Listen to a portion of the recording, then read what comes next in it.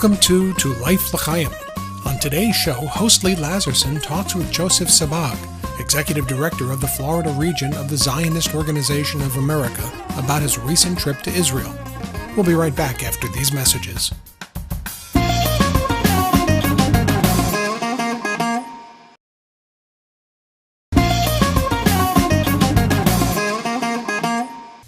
With us in studio today, and we're very pleased to have you back, Joe Sabag, Executive Director for the Florida region of the Zionist Organization of America. Welcome back, Joe. Lee, it's great to be back in the city with you. Very good. I appreciate that.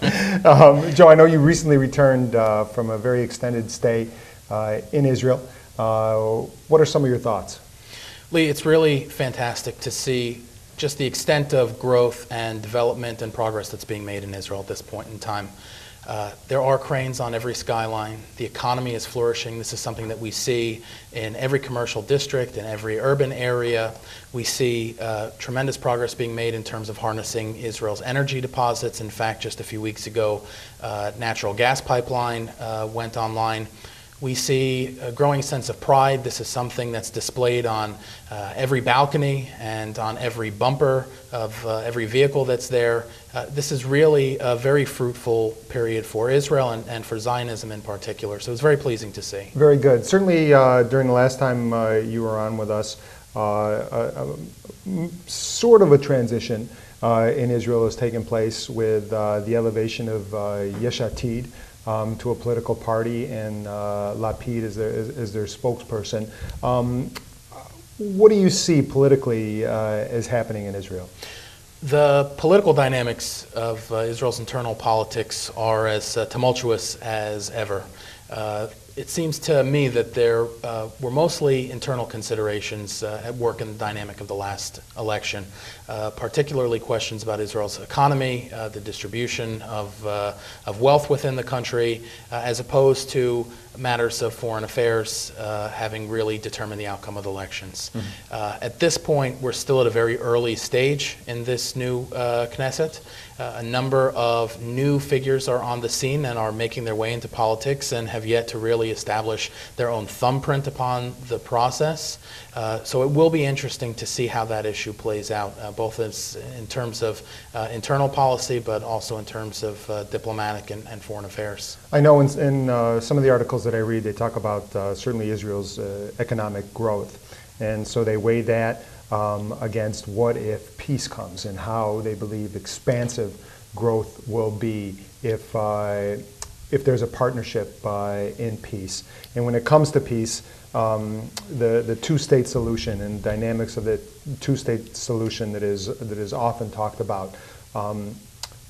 Where does the ZOA stand with respect to the two-state solution, and is it a viable peace alternative? Let me first say that Israel has a very bright future ahead of it. Israel is already a country that really has its legs under it. Economically, it is accomplishing what needs to be accomplished in terms of making real progress, economically speaking. These new energy discoveries are really the key to a very bright future. We also understand that there are deals that are now being finalized to expand the ports at Ashdod and Eilat and to build a commercial rail system that will allow Israel to become an alternative land bridge to commerce making its way presently through the Suez Canal. Mm-hmm. In terms of a two-state solution, actually, a two-state solution at this point is not only an unviable idea, but it's also an idea that threatens this economic progress. The first thing that we have to understand, and I hope that there's a very helpful graphic that's being displayed right now on the screen, for folks to understand is that 70% of Israel's population and 80% of its industrial base live within a very narrow beltway across the central part of the region on the coastal plain. And what we need to understand is that in the event of a two-state solution, at least the idea is being tossed around right now by President Obama and the Arab League and other members of the left wing in general, all it takes is a few of those Katyusha rockets to bring all of this productivity to a grinding halt. This means air traffic making its way in and out of Ben Gurion Airport. This means the commercial shipping lanes that make their way to major areas of commerce. The width of that corridor is only about 10 kilometers, 11 miles and change. That's correct. Wide. And it also means in terms of transportation and the movement of people and goods around Israel. a two-state solution will bring things to a grinding halt. And there's no reason at this point to believe, based on the conduct of and the rhetoric, of course, of Palestinian Arab society, that there's any intentions to make peace. In fact, a two-state solution really is just another step for them in seeking the end of Israel as a Jewish state. But in the historical context, the length of time that a two-state solution, I mean, it's been from the, obviously almost the beginning of time for the state of Israel that a two-state solution has been discussed. So working beyond that seems like such a challenge. It is, but let's take a further look at the concept itself. First of all, a two-state solution has already been attempted and failed. That's why we had the partition of the Palestinian Mandate to begin with. Mm-hmm. We understand that 80% of the territory east of the Jordan River was partitioned from the Mandate and was created into a state for the local Arab inhabitants of the region. 20% of that land was designated already for Jewish settlement, and that's the areas west of the Jordan River, of course. The idea, of course, did not result in peace. It only resulted in increased demands upon Israel and further pressuring of Israel's security. In its present form, as it stems from Oslo over the last 20 years, again, we have to also face up to the fact that the Arabs, for their part, have not lived up to their commitments. That includes ending the incitement of hatred and violence towards Israel, reining in terrorism, and accepting Israel's right to exist as a Jewish state. None of those commitments have been met, so much so that none of the major Arab parties have even revoked their calls for the extermination of Israel in their charters. Okay, when we get back, because I want to take a short break here, and I want you to answer a question with respect to why it's been raised, again, so prominently by Netanyahu. So we're going to take a quick break here, and we'll give you an opportunity to answer that. We'll be right back.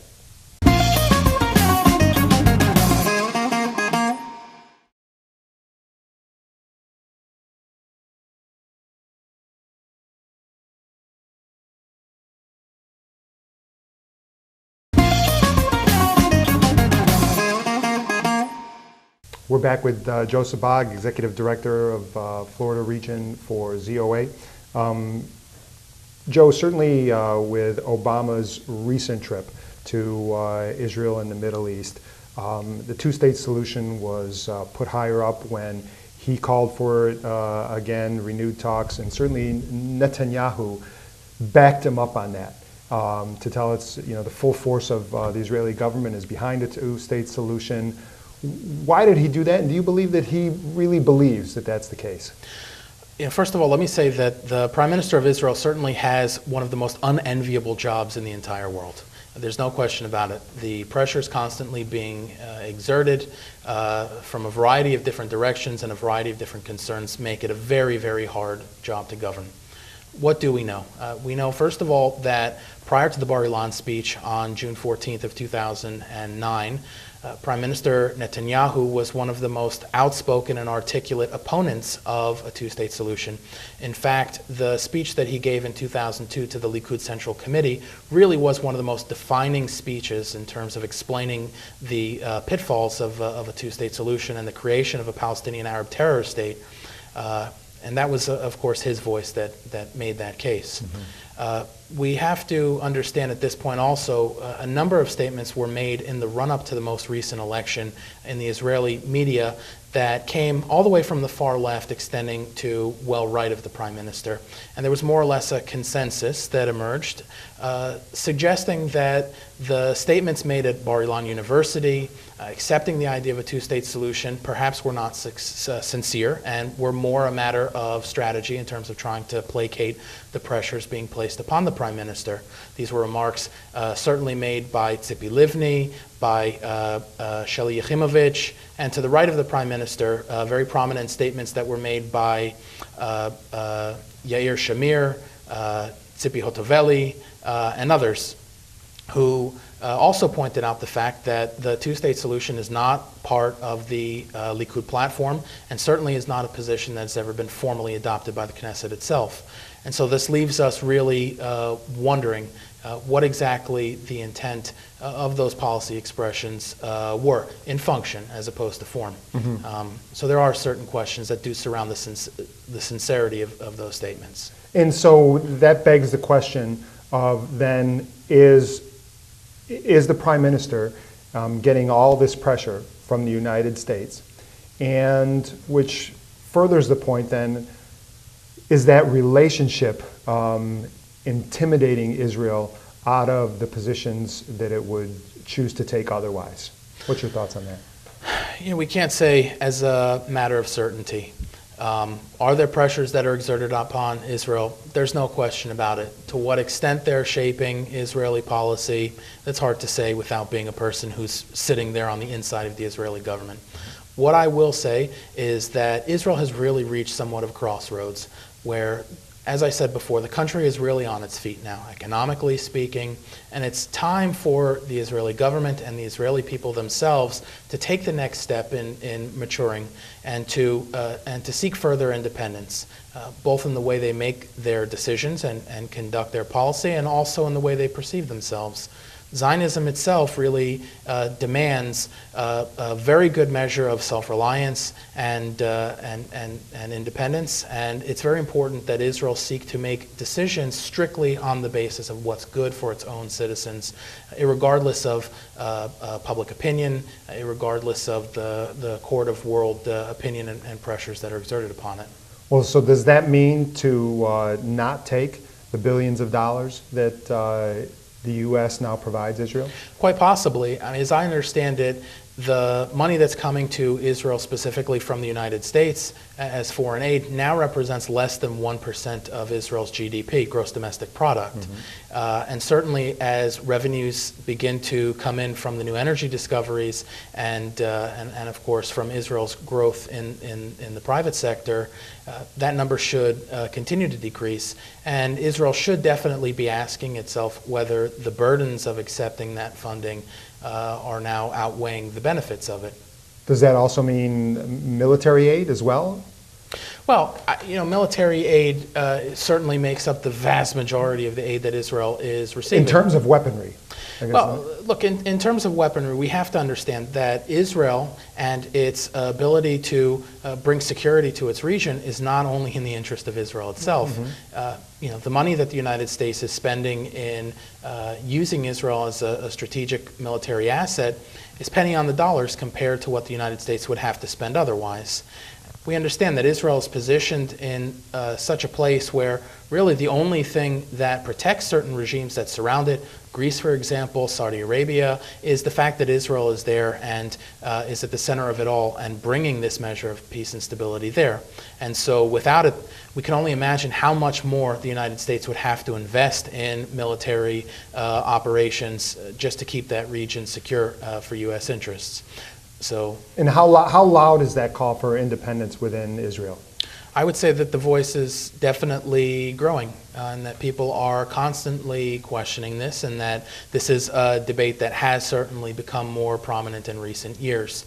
And like I said before, the question is really, will Israel decide to increase its level of independence and self-reliance and self-sufficiency by conducting that cost-benefit analysis and coming to the correct conclusion. Okay. Joe, I know one of the things that you speak, which is all interwoven in this, is you speak often about Zionism and the principles of Zionism. And I know you published a piece about those principles, so share that with us. So an upcoming piece that's being published, which is called The 6 Principles of Modern Zionism, really seeks to take a look at this program. What exactly is Zionism? It's really been a long time since the very idea itself was carefully analyzed and then revised and properly articulated. And we've certainly reached a stage where that would be of great benefit to Zionism. And so that's really what I've sought to do in this upcoming piece, is to really conduct a good measure of self-examination and to try and narrow this down into some sort of an understandable framework. Because as it exists right now, the concept itself is really all over the place, and the folks who are seeking to project their own agenda and their own values upon Zionism really make it very muddied waters. Before we get into those principles, I just Sure. when you speak to Zionism and these principles that you're about to share with our viewers, do you believe that those on the left who might support different policies, that can they be Zionists?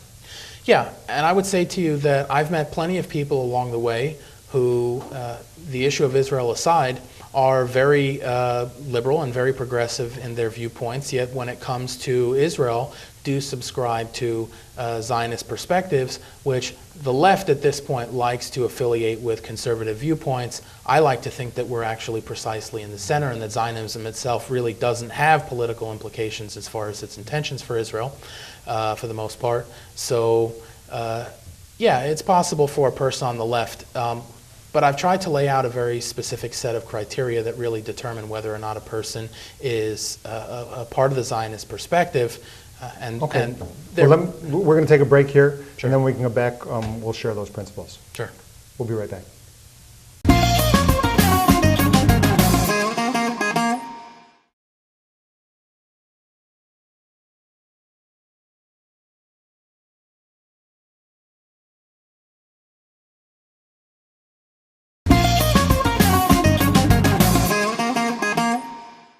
We're back with Joe Sabag. Joe, share with us those 6 principles of Zionism. Well, first, we need to understand that Zionism is a spiritual matter.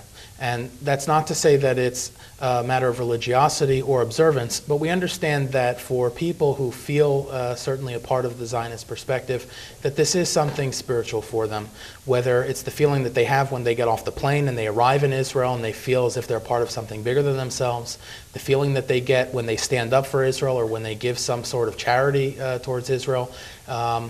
That's really a spiritual motivation involved in those feelings. The second point that I make is that Israel's Jewish identity is paramount to all of its other characteristics, and this speaks to a very significant problem at this point. There are parties who are looking to create tension between Israel's Jewish identity and Israel's democratic characteristics. Now, oftentimes when they speak about this matter, what they're really thinking of is democratic with a capital D, as in Israel's affiliation with the values of the American Democratic Party. We need to understand, and this is related to the third point that I make, the highest value of Zionism, the highest goal of Zionism is the preservation of Jewish life. And if that is the case, then by all means, Israel's Jewish identity needs to come first and foremost. This state was established and Zionism was specifically established on the basis of seeking to create a Jewish state, a home for the Jewish people. And so preserving that and preserving Jewish life means that those two ideas are inextricably linked. Going back to your previous point, can you be a critic of Israel's policies and be a Zionist? There's no question about it. And Zionists themselves are often very highly critical of the positions of the Israeli government itself. Now, the way I think you're asking me the question is related to whether or not that criticism emboldens Israel's enemies and whether it feeds into that.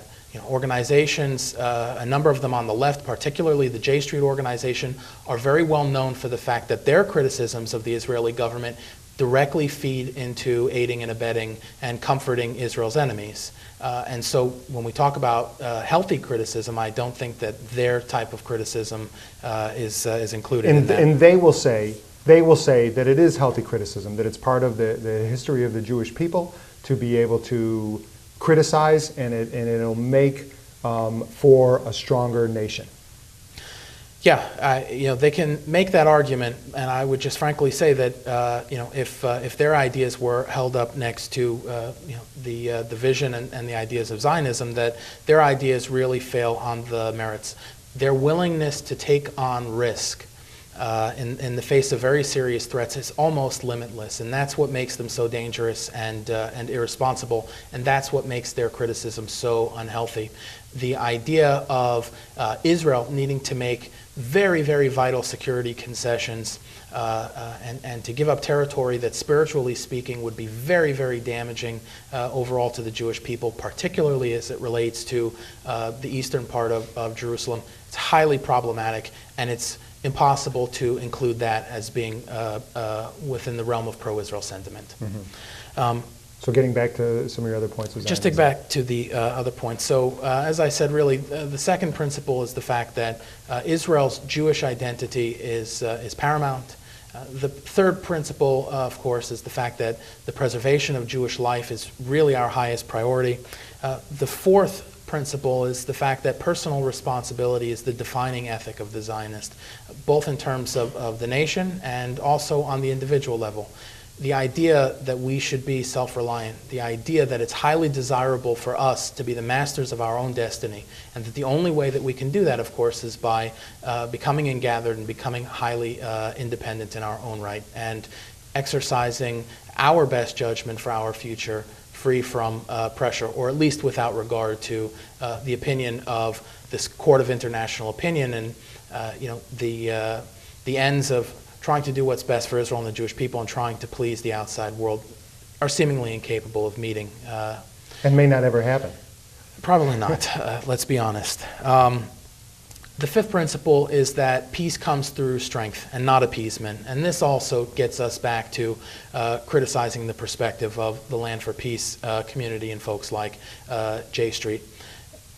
Peace through strength is really essentially the idea that Israel should become so determined in asserting its rights, so determined in responding to threats around it, and so determined in securing its future that nobody would want to test that fact just by virtue of the fact that it would be pointless.